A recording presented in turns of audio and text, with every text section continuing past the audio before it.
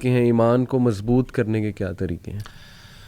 علی بھائی، ہم میں سے اگر کوئی شخص دین کی طرف آنا چاہتا ہے، ہمارے نوجوان چھوٹے ہوں یا بڑے ہوں، تو وہ یہ دیکھیں کہ جو لوگ سب سے پہلے اسی دین اور اسی پریکٹس کی طرف آئے، صحیح. وہ کون تھے؟ ہمارا بیک گراؤنڈ تو اکثر کا یہ ہے نا کہ مسلمان ہیں الحمدللہ، کلمہ پڑھنے والے ہیں، اللہ اور اس کے رسول کو ماننے والے ہیں، بس پریکٹس سے تھوڑا سا دور تھے۔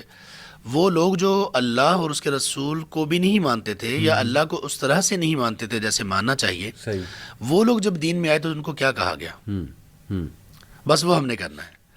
یعنی نبی مکرم صلی اللہ علیہ وسلم نے جب دعوت کا آغاز کیا، ان لوگوں کو بلایا، تو ان لوگوں کو سب سے پہلے کیا کہا گیا؟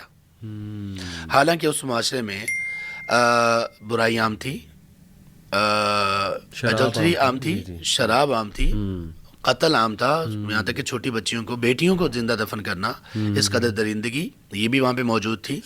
سب سے بڑا گناہ شرک بھی موجود تھا، اور سب سے مقدس جگہ پر شرک تھا۔ اس کے باوجود سب سے پہلی کمانڈ کیا دی گئی؟ اقرا۔ سبحان اللہ۔ کوئی شخص جب دین میں داخل ہونا چاہتا ہے، پریکٹس کی طرف آنا چاہتا ہے، اگر اس نے اقرا پر عمل نہ کیا، اگر اس کمانڈ کو نہ لیا، تو وہ یہ یاد رکھ لے کہ وہ زندگی کے آخری سانس تک ویک رہے گا، کمزور رہے گا۔ اور جس کا جتنا تعلق اس اقرا کے ساتھ، اقرا بسم ربک الذی خلق، اس کے ساتھ جس کا جتنا ریلیشن سٹرونگ ہوگا، جو اس ریڈنگ پر اور اس لرننگ پر جتنی، اور یہاں پہ سوری میں یہ کہہ رہا ہوں کہ اقرا سے مراد یہاں پہ صرف ریڈنگ نہیں ہے، یہ بات ہمیں بہت اچھی طرح سے جان لینی چاہیے۔ یہاں پہ لرننگ مراد ہے، کیوں؟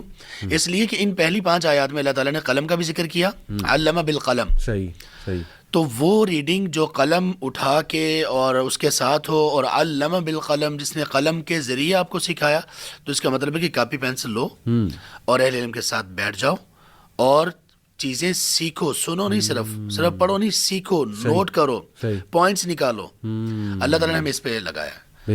اگر ہم اسلام پریکٹس کی طرف جب آتے ہیں اور اسی کو پہلا حکم ہی ہم نے چھوڑ دیا، پہلی سیڑھی ہی ہم نے اگر بائی پاس کر دی، تو پھر آگے بہت مشکل ہو جائے۔ بالکل ٹھیک، بالکل ٹھیک، ماشاء